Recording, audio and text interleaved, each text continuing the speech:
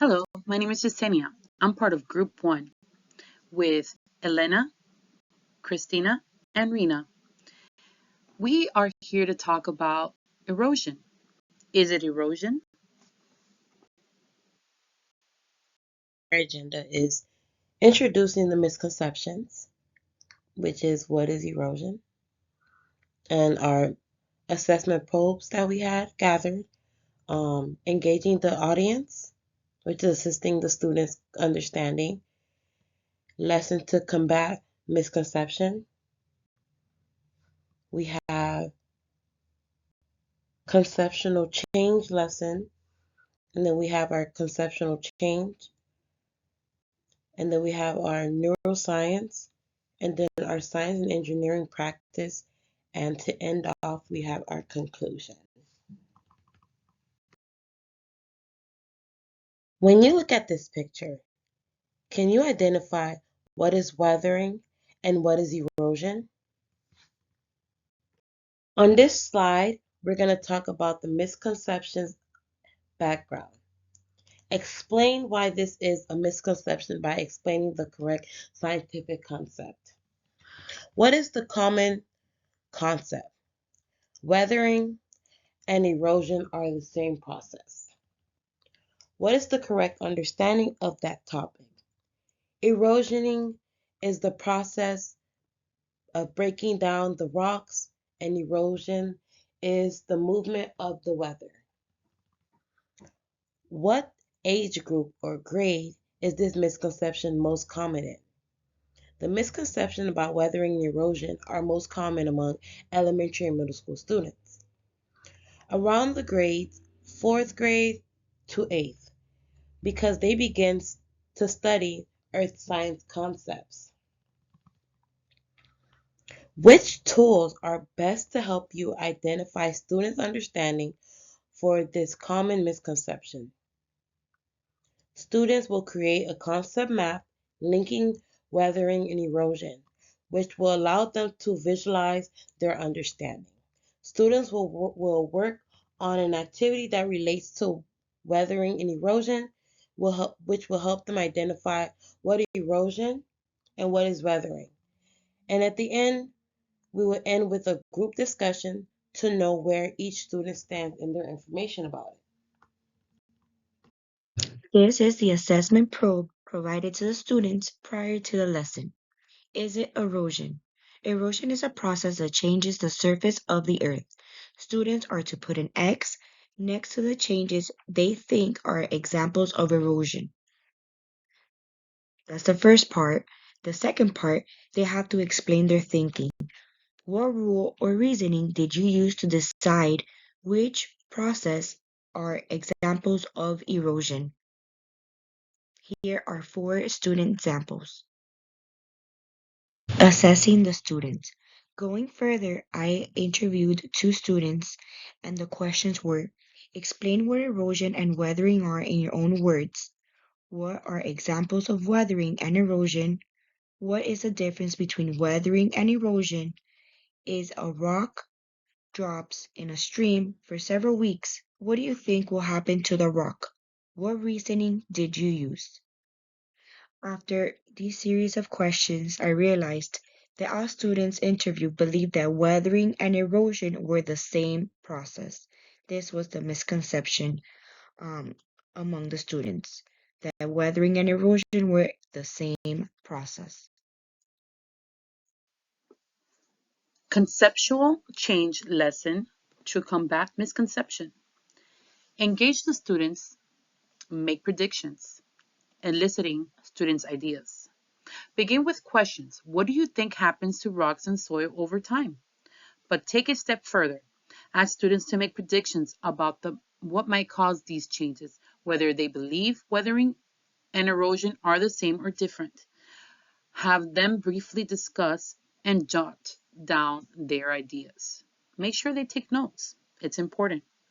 Explore the ideas, showing the evidence with unexpected outcome, where cognitive dissonance happens.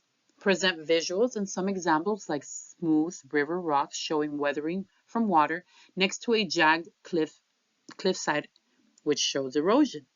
Ask if students think these are the same processes or different. This makes them think. Explain the evidence introducing a new idea that is intelligible. Provide clear definitions of weathering and erosion as planned to clarify misconceptions. Put them side by side so they could see the differences between them too. Elaborate on the investigation. Try things again or in a new way. Students realize it's plausible. Ask students to revisit their initial predictions or assumptions as they examine rock and soil samples. Then ask each group to share how their findings support the challenge. Their initial supports or challenge their initial ideas about weathering and erosion.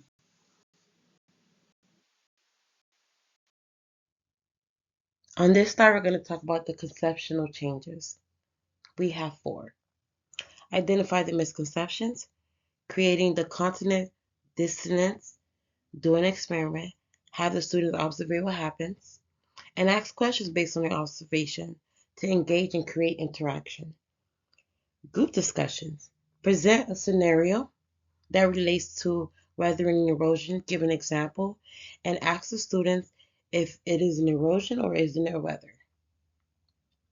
You also can do a class reflection, an exit ticket to know what they know.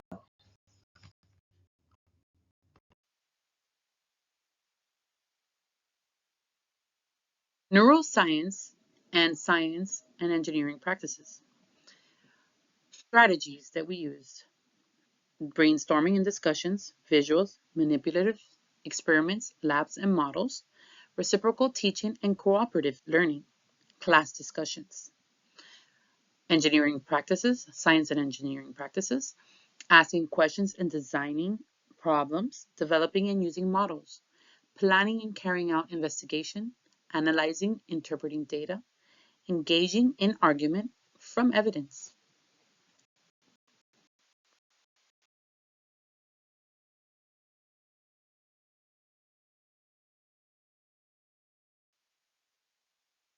Conclusion and group reflection. Our investigation on the misconceptions surrounding weathering and erosion revealed that many students mistakenly believe that these two processes are the same. The confusions are from students from 4th grade to 8th grade, and it comes from the general lack of understanding about Earth's geological processes. Weathering, as we all know, involves breaking down rocks, while erosion is the movement of weathered materials. Though the use of the concept maps, hands-on activities, and discussions, students were able to explore these concepts more deeply, distinguishing between the two processes and building a clearer understanding. As we reflected, we understood that and found that the addressing misconceptions required careful planning, engaging visuals, and interactive experiences. By employing concept maps, students had the chance to make connections between new and existing knowledge, which fostered active engagement. The class discussion provided a collaborative environment that allowed students to refine their understanding by sharing perspectives and asking questions. We learned that cognitive dissonance through observing unexpected results was effective in challenging students' initial beliefs and guiding them toward an accurate concept. As you saw in our slides, we went through misconception backgrounds, conceptual change, and we had a lesson plan, conceptual change strategies, neuroscience and SEP integration. And with that, we were able to come up with this beautiful presentation. I hope you enjoyed it. Thank you.